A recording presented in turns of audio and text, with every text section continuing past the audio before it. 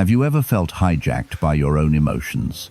A flash of anger, a wave of anxiety, and the reaction is instant. What if you could build a space between trigger and reaction? This ancient technique gives you that power. Imagine a colleague makes a passive-aggressive comment in a team meeting.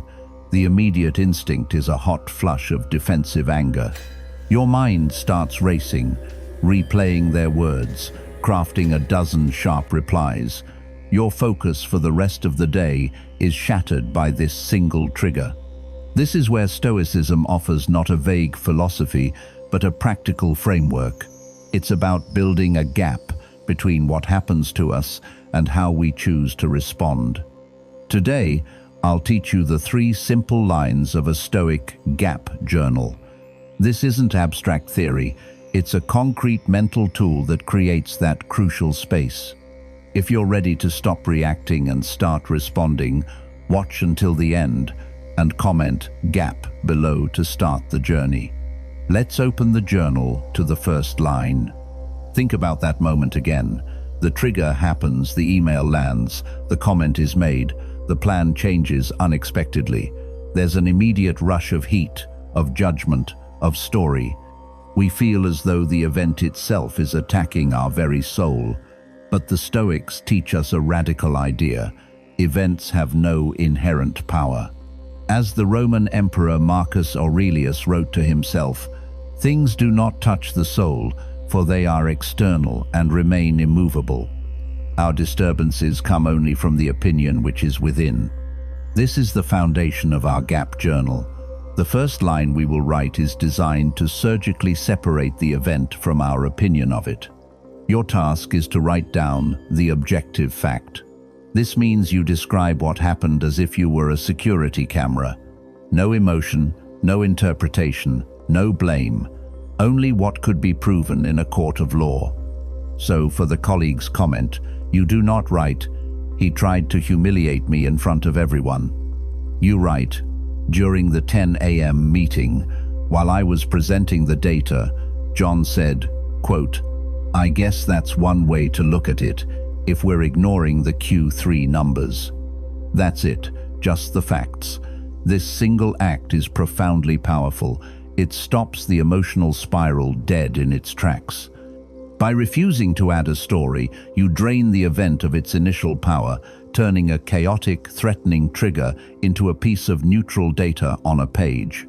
It's no longer an attack, it's simply information.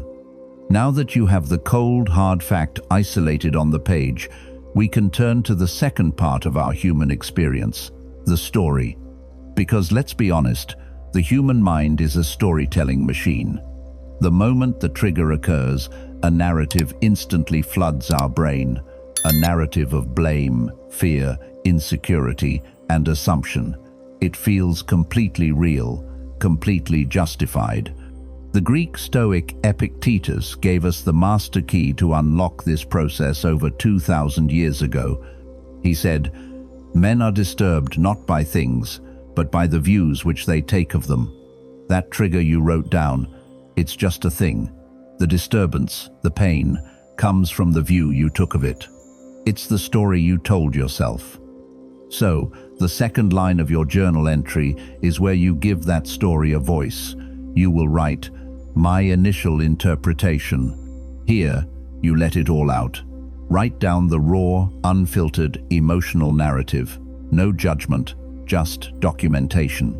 For our example, you might write, "My story is that John is trying to make me look incompetent.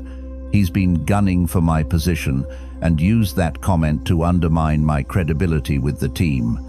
He's arrogant and he's making me feel small and angry."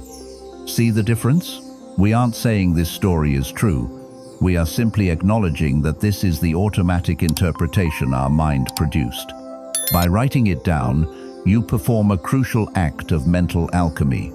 The story is no longer you, it is an object. It's a piece of text on a page that you can now look at, analyze, and question without being consumed by it. You've captured the beast instead of letting it run wild in your head. We're building the tool, line by line. You've isolated the fact and externalized the story. If this process is already creating a sense of space and clarity for you, do me a favor and hit that like button. It's a huge help. Now, for the next step, comment "My story" below if you recognize this pattern of automatic narrative in your own life. With the objective fact in one hand and your automatic story in the other, you have arrived at the gap. This is the sacred space between trigger and reaction. You are no longer a victim of the moment, hijacked by emotion. You are at a point of profound power, the point of choice. The initial interpretation no longer has to be the final word. The Stoic philosopher Seneca once noted, "We suffer more often in imagination than in reality." Your initial story is just that imagination. The third and final line of our journal is where we consciously choose to step out of that imagined suffering and into a chosen reality. This line is about reclaiming your agency. So, for your final line, you will write, "A virtuous response." This is not about being passive or letting it go. Virtue, to the Stoics, meant excellence and effectiveness. What is the wisest, most courageous, most just, and most disciplined way to respond? Consider the options now that you have clarity. A virtuous response could be, "I will ask John privately for the Q3 numbers he mentioned, assuming he was trying to be helpful. I will see this as a test of my own composure and choose not to let it affect my work.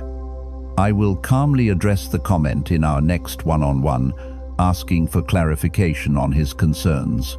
This final step is the culmination of the exercise.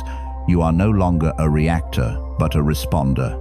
You are taking the raw material of your life, the triggers, the stories, and deliberately forging a response that aligns with your values. You are acting, not being acted upon. What you have now is not just a journaling technique. It's a complete toolkit for emotional freedom.